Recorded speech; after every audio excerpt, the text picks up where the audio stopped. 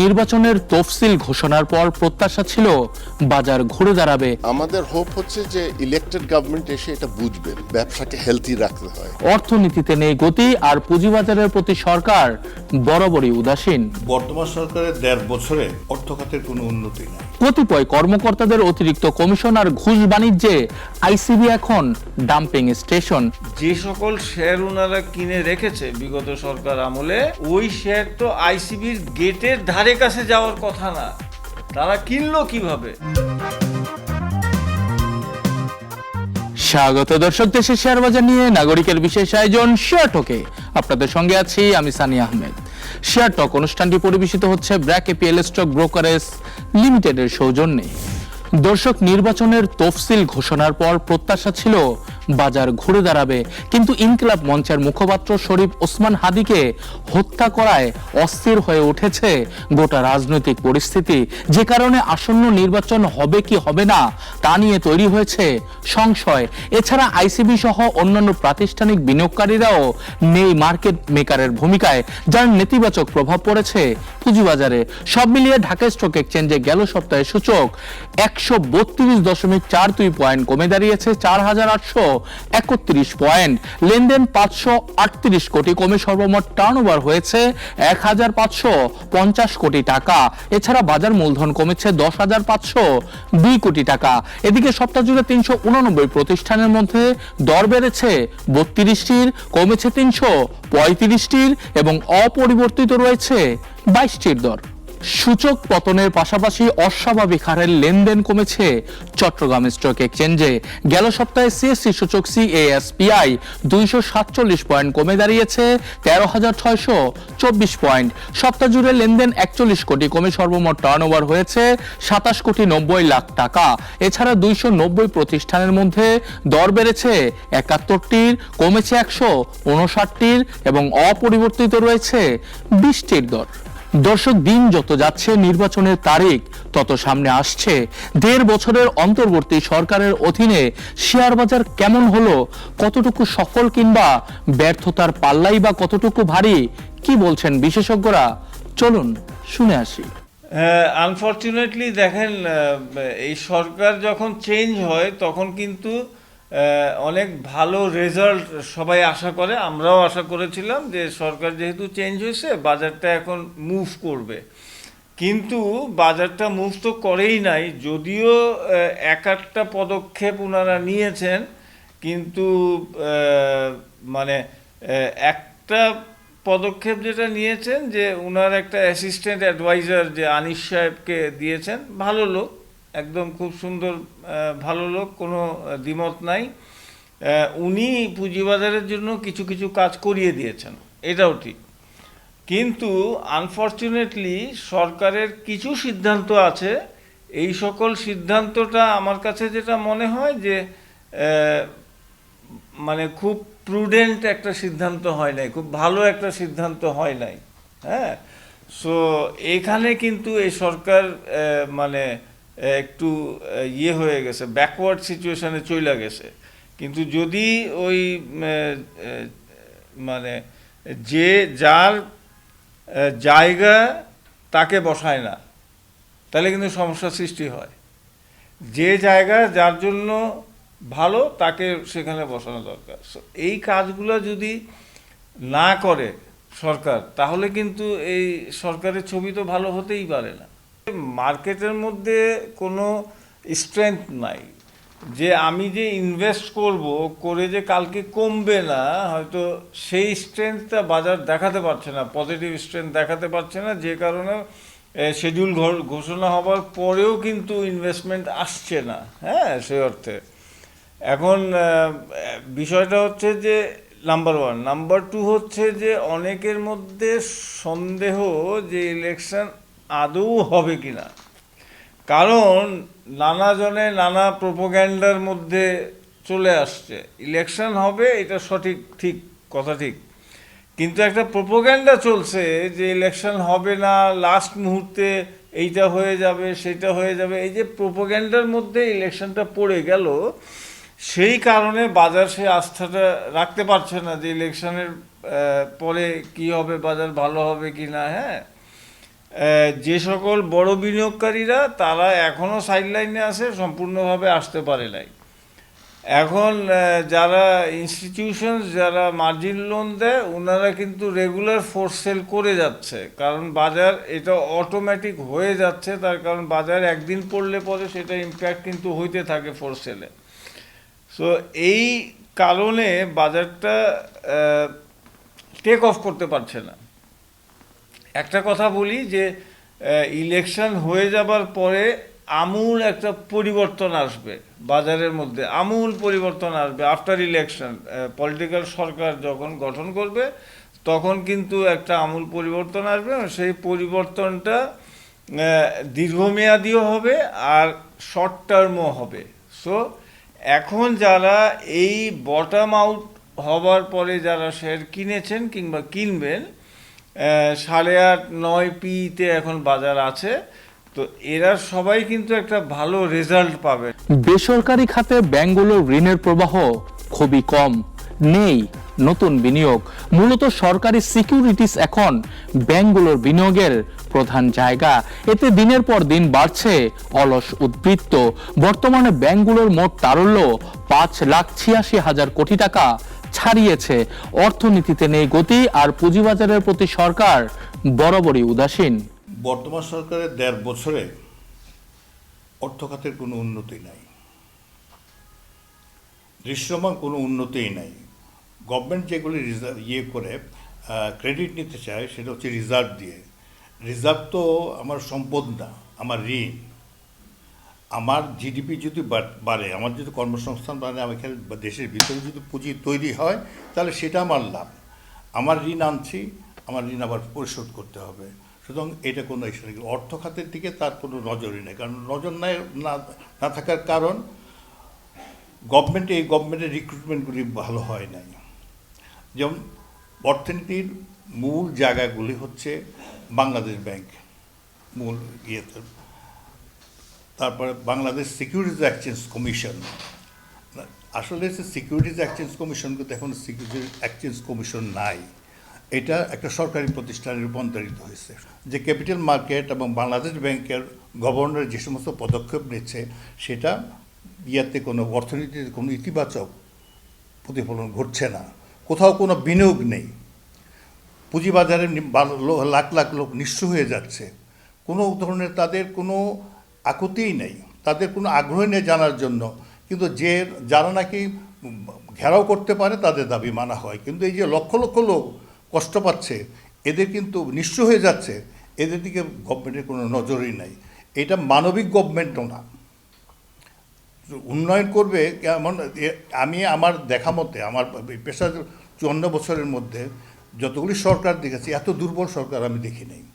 প্রায় 2000 ব্যাংকে সর্বশেষ পরিস্থিতি যে প্রায় 2000 লোকের এটাকে সব বলে নিশ্চয়ই এন্টারপ্রেনার হবে, তাদের 55,000 কোটি টাকা ব্যাংকে পড়ে আছে, তাদের বিনিয়োগের জায়গা নেই। যদি বিনিয়োগ থাকতো এই 55,000 কোটি টাকা কিন্তু এটা অন্তত 3 গুণ মানি সার্কুলেশন হতো। কিন্তু যেহেতু কোনো বিনিয়োগ নাই, কোনো উৎপাদন নাই, কাজে তারা ব্যাংকে পড়ে গেছে। আচ্ছা, তারপরে আপনি দেখেন আমাদের বাংলাদেশের যেহেতু কারণে বাংলাদেশ ব্যাংকের গভর্নর এবং এসএসসির কারণে মানির অবাধ প্রবাহ নাই। এই অবাধ যখনই মানি প্রবেশ করতে যায়, তখনই তারা নানান ধরনের কথা বলে, যাতে মানুষ পুঁজিবাজারে না আসে, ব্যাংকে টাকা না রাখে। এই যে 55,000 কোটি টাকার বাইরেও সিন্ধুকের মতো অন্তত 2 লাখ কোটি টাকা পড়ে আছে। এটা অনুমান, কিন্তু কত আছে আমিও জানি না, কেউ এটার কোনো ইসে করে নাই। কিন্তু ঘরে ঘরে কিন্তু টাকা আছে। এই যে 15 বছরে যে লুটপাট হয়েছে, সেই লুটপাটের একটা বড় অংশ তারপরে এমনিতে মানুষের সিন্ধুকে ধরেন অন্যান্য সিন্ধুকে টাকা রাখে, ব্যাংকে আসতে চাচ্ছে না, বা ওখানে নানান ধরনের কোয়ারিজ হয়। ওদের টাকা, লুটপাটের টাকা ছাড়াও হালাল ইনকামের অনেক টাকা ব্যাংকে আসতেছে না। আসলে কেন আসলো, কোত্থেকে আসলো, কোয়ারিজ হয়। পৃথিবীর কোথাও দেশ দেখবেন না যে ব্যাংকের মানে কোনো টাকা আসতে থাকলে তার বাধা দিয়ে এবং তাদেরকে সেই টাকা ফেরত দেয়। বাংলাদেশে এটা। বর্তমান বাজার খুবই বিনিয়োগ উপযোগী। এখন সবার বিনিয়োগ পজিশন নেওয়ার সময়, কিন্তু অসুস্থ পুঁজিবাজারকে সুস্থ করতে যা প্রয়োজন সে ব্যবস্থা নিচ্ছে না নীতি নির্ধারণী মহল। এখন তো একটা বাজার বুম হওয়ার থাকার কথা, এখন হচ্ছে পজিশন নেওয়ার সময়। মার্কেট পি, ডিএসএর মার্কেট পি 9-এর নিচে, নাই কিছু নাই, দুর্বল আছে। তারপরও 21টা যে তালিকাভুক্ত কোম্পানি আছে, তালিকাভুক্ত তোমার প্রত্যেকটা খাতে আপনার কিছু শেয়ার আছে, অন্তত পক্ষে 20টা 25টা করে আপনি শেয়ার পাবেন। ব্যাংকিং খাত এত খারাপ, সেই ব্যাংকিং খাতের মধ্যে অন্তত 10টা ব্যাংক পাবেন যেখানে ইনভেস্টমেন্ট করা যায় এখন, কিন্তু তারপরও পুঁজি আসছে না। কেন আসছে না? একটাই কারণে, ওভার রেগুলেটরি অ্যাকশন। তারপরে খালি রেগুলেশন আর জরিমানা। বাজার বাড়তে গেলেই সেই জরিমানা হয়। একটা রুগীকে যদি আপনি সুস্থ করতে চান, অসুস্থ লোককে তাকে যদি আইসিইউতে থাকে, সিসিইউতে থাকে, আগে তাকে সুস্থ করে, তারপরে সে সন্ত্রাসী না কি এটা তারপরে দেখে। কিন্তু এখানে তো কোনো একটা অসুস্থ পুঁজিবাজারকে সুস্থই হতে দিচ্ছে না, তো ওরা শুধু অপারেশনের কাছে নিয়ে বসে আছে। এই সমস্যাগুলি হচ্ছে সম্ভাবনা থাকা সত্ত্বেও, বিপুল সম্ভাবনা থাকা সত্ত্বেও, এবং এখন যে নির্বাচন সামনে, এখন পজিশন নেওয়ার সময়, সে পজিশন নেওয়ার সময় তারা আসতে পারছে না যে পজিশন নেব। যদি জিজ্ঞাসা করে, এখনই জিজ্ঞাসা করে যে কি করব। সমস্যা হচ্ছে এই জায়গায়, সম্ভাবনাগুলি কাজে লাগাতে পারছে না। আইসিবি সৃষ্টি হয়েছিল পুঁজিবাজারের ভারসাম্য বজায় রাখার জন্য, অর্থাৎ বাজার যখন উপরে উঠে যাবে তখন শেয়ার বিক্রি করবে, আবার যখন পড়ে যাবে তখন শেয়ার কিনে স্থিতিশীল রাখবে। কিন্তু হয়েছে সম্পূর্ণ বিপরীত। কতিপয় কর্মকর্তাদের অতিরিক্ত কমিশন আর ঘুষ বাণিজ্যে আইসিবি এখন ডাম্পিং স্টেশন। কারসাজি চক্রের কাছ থেকে ডাম্পিং শেয়ার কিনে নিজেদের ব্যাগ ভরেছেন আইসিবির অনেক ঊর্ধ্বতন কর্মকর্তা, কিন্তু এখনো তাদেরকে আনা হয়নি বিচারের কাঠগড়ায়। দেখেন, আইসিবির ভূমিকা খুব একটা ভালো ভূমিকা আইসিবি কখনোই ছিল না।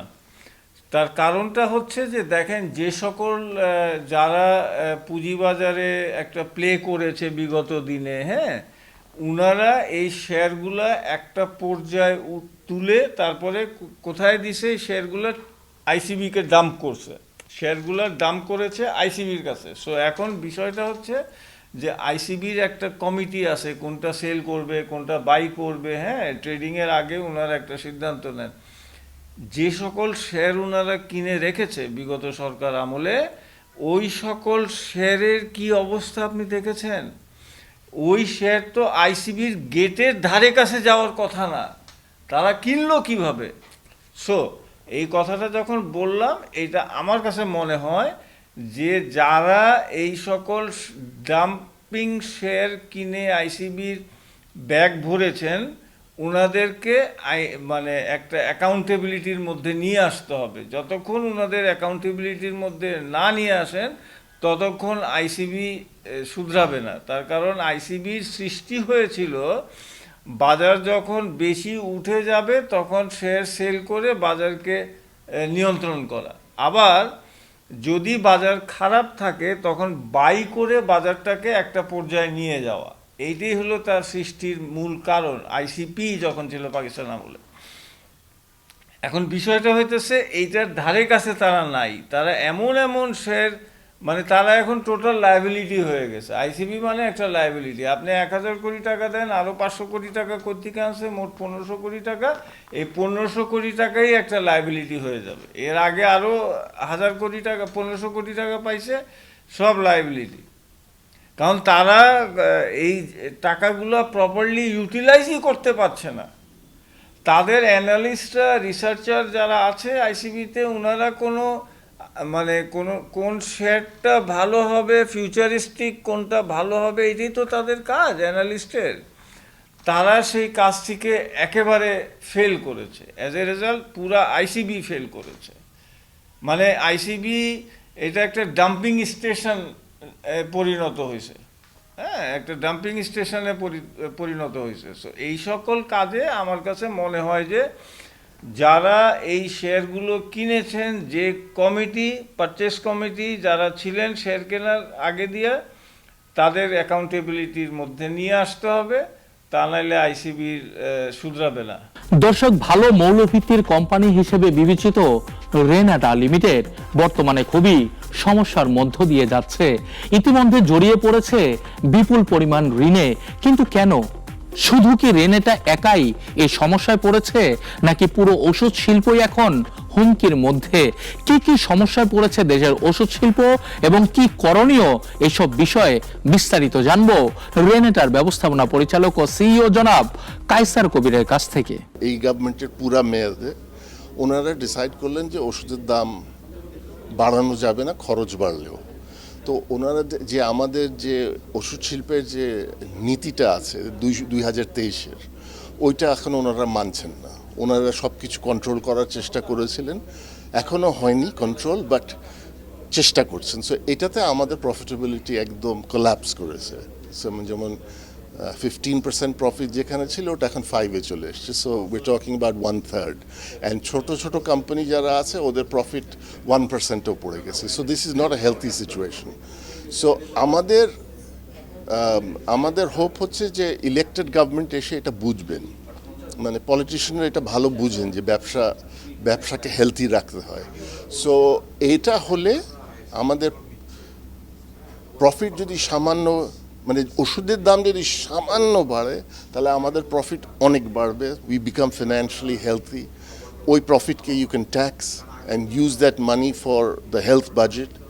সো অ্যান্ড প্লাস এমনি আমাদের ওষুধ শিল্প টেকনোলজিক্যালি অনেক এগিয়েছে। সো আমাদের এখন ইনস্টেড অফ ওয়ারিং অ্যাবাউট আমার ব্যবসা শেষ করে দিবে নাকি, I have to look forward. And ওইটা এখন করতে পারছি না খুব একটা, বিকজ সারাক্ষণ হচ্ছে এই আমার বিজনেসটা শেষ করে দিল নাকি, এই চিন্তা থেকে বেরোতে চাই। And we want to look forward, and I think we have plenty of talent now. We have access to technology. We have access to foreign resources. এগুলো সব সমন্বয়ে I think things will look much better. But রেনাটার এখন যেমন best Times থেকে এখন অবস্থায় because of all this পড়ে গেছে। সো আমি যেগুলো বললাম ওইগুলো হলেই রেনাটার ফিনান্সিয়াল হেলথ এই ক্রাইসিসগুলোর আগে যা ছিল ওইটাই ফেরত আসবে, অ্যান্ড ওখান থেকে ইনশাল্লাহ আরো বড় হবে। দর্শক, এবার বিনিয়োগ শিক্ষা পর্ব। বাজারের পি রেশিও অত্যন্ত কম, যা দীর্ঘমেয়াদে বিনিয়োগের জন্য খুবই ভালো সময়। কিন্তু বর্তমান নেতিবাচক পরিস্থিতিতে কি করবেন বিনিয়োগকারীরা, সে বিষয়ে পরামর্শ শুনবো বিশেষজ্ঞের কাছ থেকে। একটা কথা বিনিয়োগকারী ভাইদের জন্য বলি যে দেখেন, আমাদের পুঁজিবাজারের অনেক খারাপ সময় গেছে, নো ডাউট।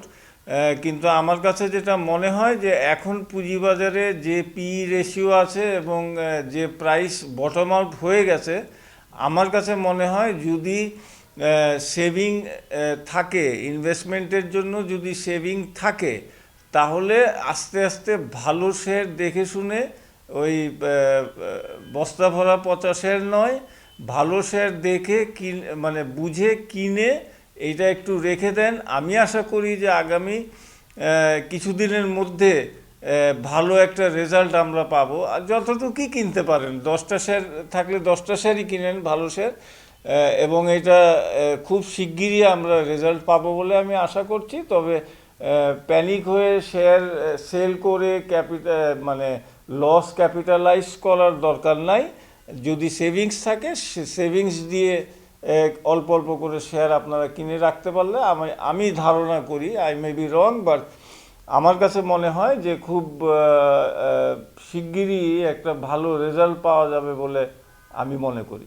যদি লসটার পরিমাণ অনেক বেশি হয় এবং সেই যে টাকা বিক্রি করবে সেই টাকা দিয়ে যদি ভালো শেয়ার পরিমাণ মতো না কিনতে পারে, যেটা শেয়ার কিনলে পরে ওনার লসটা কাভার হবে, ওই রকম শেয়ার যদি হাতের সামনে না পান, কিংবা সেই শেয়ার বিক্রি করে সেই অর্থ যদি হাতে না আসে, তাহলে পরে আমার মনে হয় ওই শেয়ার বিক্রি করে আপনি নতুন শেয়ার দিয়ে যাওয়ার দরকার নেই। আপনার সেভিংস থাকলে সেই টাকাটা আপনার নতুনভাবে বিনিয়োগ করতে পারেন। দর্শক, এবার আন্তর্জাতিক শেয়ার বাজার উত্থানে ইউরোপের বেশিরভাগ শেয়ার বাজার সপ্তাহ পার করলেও কারেকশনে রয়েছে এশিয়া ও যুক্তরাষ্ট্রের শেয়ার বাজার। গেল 5 দিনের যুক্তরাষ্ট্রের ডাও জোন্সের সূচক 1.04% কমে দাঁড়িয়েছে 47,952 পয়েন্ট। এছাড়া S&P ইন্ডেক্স 0.77% কমে দাঁড়িয়েছে 6,775 পয়েন্ট। ধারাবাহিক উত্থানে রয়েছে ইউরোপের শেয়ার বাজার। এর মধ্যে গেল 5 দিনে যুক্তরাজ্যের FTSE 100 ইন্ডেক্স 1.39% বেড়ে দাঁড়িয়েছে 9,838 পয়েন্ট। এছাড়া জার্মানির ডেক্স ইন্ডেক্স 0.05% বেড়ে দাঁড়িয়েছে 24,200 পয়েন্ট। দর্শক, মিশ্র প্রতিক্রিয়ায় সপ্তাহ পার করেছে এশিয়ার বেশিরভাগ শেয়ার বাজার। গত 5 দিনে জাপানের শেয়ার বাজার নিক্কি 225 ইন্ডেক্স 2.61% কমে দাঁড়িয়েছে 49,507 পয়েন্ট। চীনের শেয়ার বাজার সাংহাই সি কম্পোজিট 0.03% বেড়ে দাঁড়িয়েছে 3,890 পয়েন্ট। ভারতের বোম্বে স্টক এক্সচেঞ্জের সেন্সেক্স 0.44% কমে দাঁড়িয়েছে 84,482 পয়েন্ট। এছাড়া পাকিস্তানের করাচি 100 ইন্ডেক্স 1.48% বেড়ে দাঁড়িয়েছে 1,71,961 পয়েন্ট। দর্শক, শেয়ার টকের সপ্তাহের পর্ব আজকে এই পর্যন্তই। আগামী পর্বে হাজির হব নতুন কিছু নিয়ে। সে পর্যন্ত ভালো থাকুক পুঁজিবাজার, ভালো থাকুক বিনিয়োগকারীরা। আল্লাহ হাফেজ।